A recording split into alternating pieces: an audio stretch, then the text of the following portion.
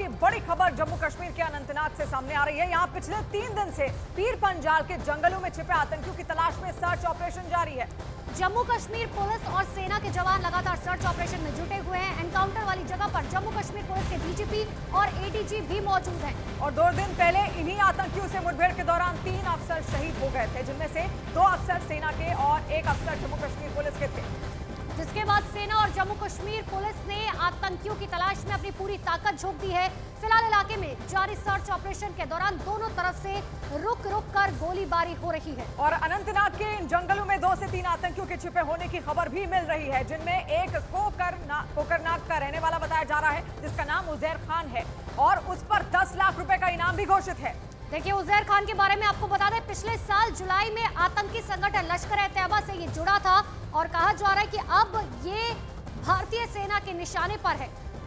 तो शहादत का बदला किस तरीके से लिया जा रहा है और पीर पंजाल के जो जंगल है वहीं पर आतंकी अपने ठिकाना बनाकर छिपे हुए हैं, उनको नेस्तनाबूद करने की पूरी कोशिश यहां पर है, ताकि उनको किसी भी तरीके से इन ठिकानों से बाहर निकाला जा सके, उनका खात्मा किया जा सके।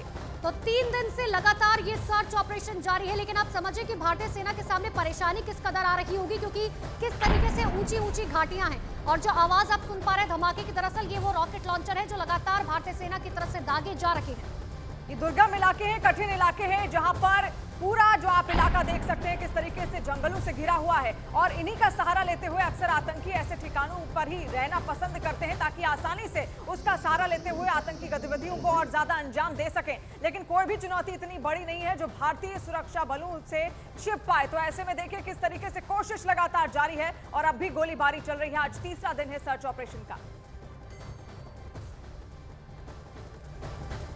और तीसरे दिन भी अनंतनाग में एनकाउंटर जारी है, जहां अब आतंकियों पर बमों की बारिश की जा रही है। देखिए, 3 तस्वीरें आपको दिखा रहे हैं। सेना के बड़े अफसरों ने मौके पर मोर्चा संभाल लिया है। आतंकियों पर हमला करने के लिए रॉकेट लॉन्चर लगाया गया है। और थोड़ी देर पहले की ये तस्वीरें आपके सामने एनकाउंटर की जगह की हैं, जहां आतंकियों की तलाश के लिए ड्रोन को तैनात कर दिया गया है।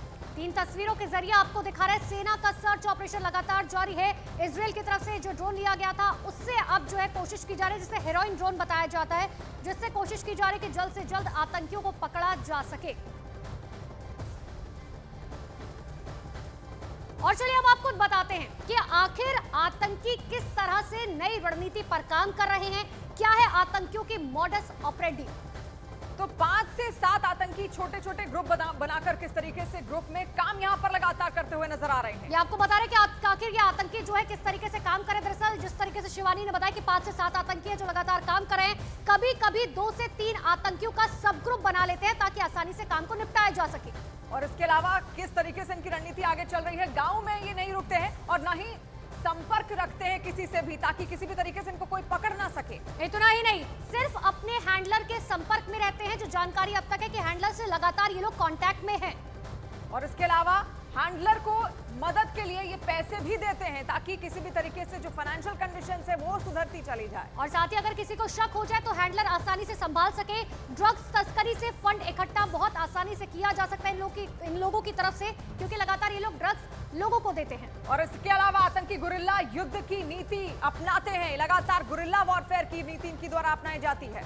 इतना ही नहीं, अलग अलग तस्वीरें आपको बता रहे हैं कि देखिए किस तरीके से जो है ऑपरेशन अनंतनाग के जरिए जो है ये कोशिश की जा रही है कि एक भी आतंकवादी जो है वो बच ना पाए। और वहीं पाकिस्तान में इस बात की चर्चा जमकर हो रही है कि पीओके पर किसी भी वक्त अटैक हो सकता है। इतना ही नहीं, खुफिया सूत्रों के मुताबिक भारतीय सेना ने आतंकियों और उनके ठिकानों की एक पूरी लिस्ट तैयार कर ली है। और एलओसी पर चप्पे चप्पे पर सेना के जवान तैनात हैं, जिनकी पैनी नजरों से एलओसी के उस पार छिपकर बैठे दहशतगर्दों का बच पाना मुश्किल है। खुफिया सूत्रों के मुताबिक पाकिस्तान के एसएसजी कमांडो ग्रुप को 2021 और 2022 में कई हमलों से पहले एक्टिव किया गया था।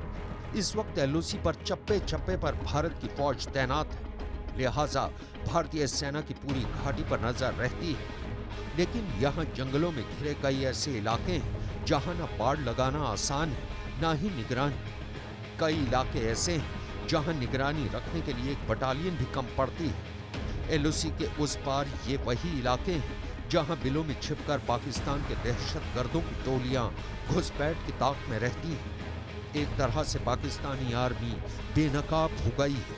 ये पुख्ता रिपोर्ट बताती है कि भारत के पास पाकिस्तान के प्लान की पूरी रिपोर्ट है। ओकारा से लेकर मुजफ्फराबाद तक आतंकवाद के कारखानों की पूरी लिस्ट तैयार हो रही है। इस वक्त सेना के पास पाकिस्तान में टेरर इंफ्रास्ट्रक्चर और आईएसआई के बैकअप की पूरी रिपोर्ट है। लश्कर जैसे आतंकी संगठनों में लड़के कैसे भर्ती किए जाते हैं, नौजवानों और बेरोजगारों को कैसे कांटेक्ट किया जाता है, आईएसआई और लश्कर की मोडस ऑपरेंडाई क्या है, भर्ती के बाद लड़कों को कहां भेजा जाता है, कहां और किस तरह की ट्रेनिंग दी जाती है, ट्रेनिंग कौन देता है, माइंड वॉश कैसे होता है और फिर हथियारों के साथ उन्हें किस रास्ते भारत भेजा जाता है।